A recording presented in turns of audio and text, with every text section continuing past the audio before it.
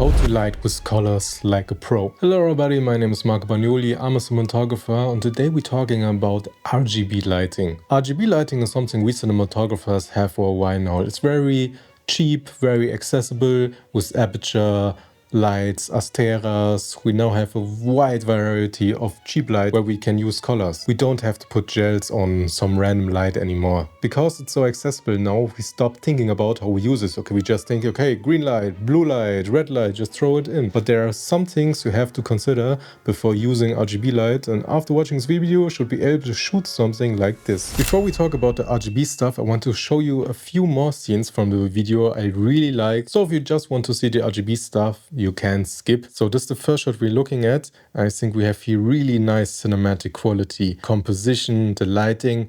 But why does it look so good, and how can we do something like this by ourselves? When we go into the bathroom, most of the time it's very tight in there. We don't have enough space, and the lighting also doesn't look good at all. The reason for it is negative fill, because most of the time you're putting a light somewhere where you can put it, where you have space, put a light on, or most of the time you have it here, and that's it. But that's not how you get this cool look in a bathroom scene. First you plan, okay, where do I block my people? I think they choose a really nice composition, because in this video there are two people, it's about those two guys, and on the one side of the frame we're now focusing on his story, but also on the other side of the frame, his story. There's no really cool magic concept how they done it. Most of the time it's just basic masking. You put the camera on a tripod, film his template, he goes away, then the other person stands so that he shines in this reflection,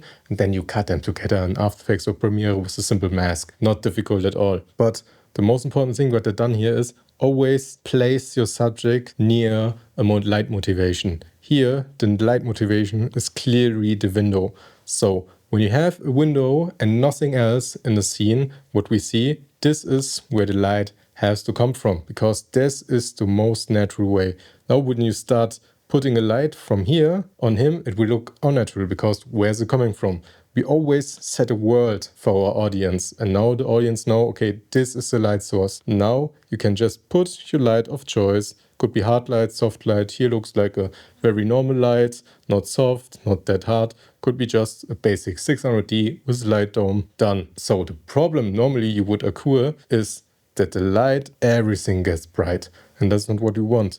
To counter this, you have to put the whole room with neck fill, with molten. Molten is just a big piece of black material, and you have to put it on the ceiling sometimes, but on the other side of the wall is the most important thing, because now this light cannot bounce back into his face, and so we get this nice half-lit look that we want. Probably it's also probably possible that this is sunlight, so we exactly the perfect time of the day, and then you only remove the light on the other side, done. But to enhance the look even more, when you're not shooting raw, start to set your white balance on set. If you want this cool look, set your white balance on a lower end, like 4000, so that on the daylight just get this nice bluish tint without going too extreme. I think 4000, 300, 200 sometimes where I set it, and then you have a little bit of wiggle room when you go back or want to make it more extreme. So this is also a very cool scene, because he is standing in front of the thing here and they're burning him down. How do they lit the scene? They don't lit it at all.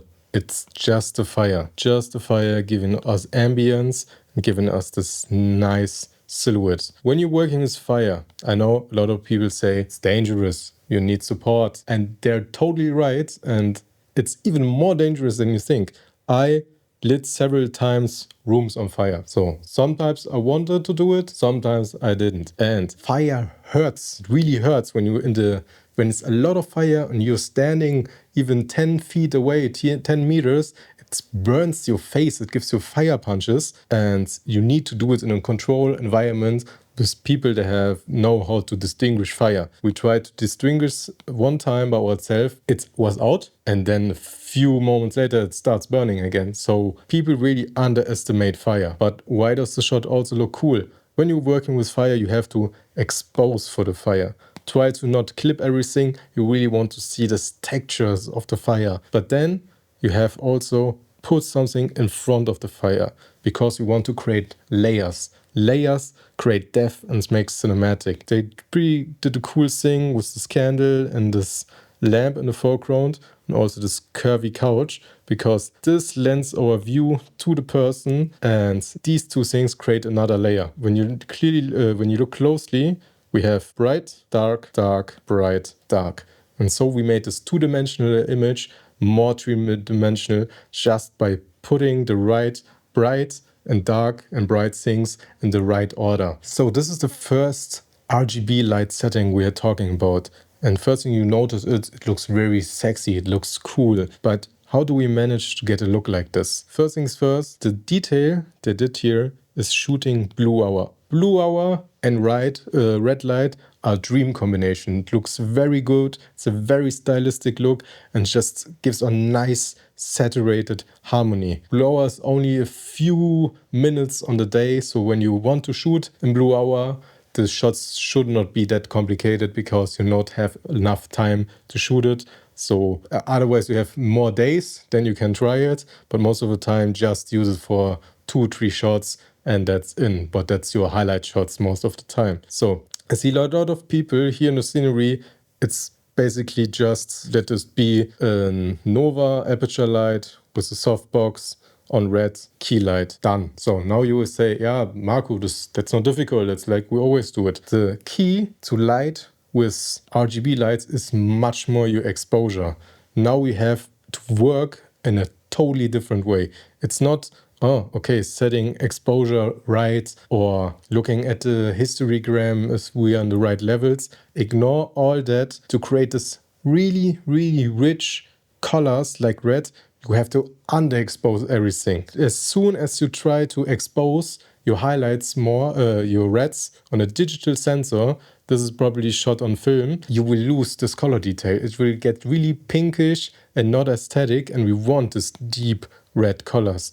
And the goal to achieve is really try to stop down your light, go really low. Your exposure on the waveform should be only in the lower part, and then you will really get these nice colors. But it really depends on many things like what camera are you using, how's the location looking, does the location really adapt these colors, which skin color does the people have. For example, blue light looks beautiful on darker skin and not so beautiful on brighter skin because that's already a very low saturated color.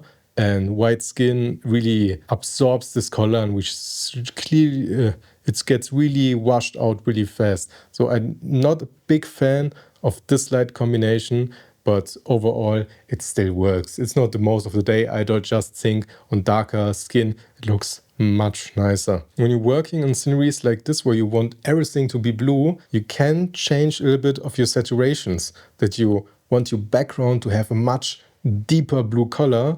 But for the key light, you actually use a less saturated light. The reason for this is also, again, layers. You can create layers with, like I said to you before, bright, dark, but also with colors. So we have another layer of light blue, dark blue, pretty light blue, and so on. So when you're going for this bluish kind of look, try to not make everything just blue, blue, blue. Now we again have the problem with this washed out look. We don't want it. We always want most of the time something to break everything a little bit. Otherwise you can just shoot normally, put a blue solid over the image and change the blending mode, and then you will probably have the same results. But we want to shoot that way because the sensor reacts a little bit differently to these colors than just adding it in post. So keep that in mind. So here we have a really cool comparing shot because we are here at the key light with blue and the backlight red, and here's the key light red and the backlight blue. Can see how a color switch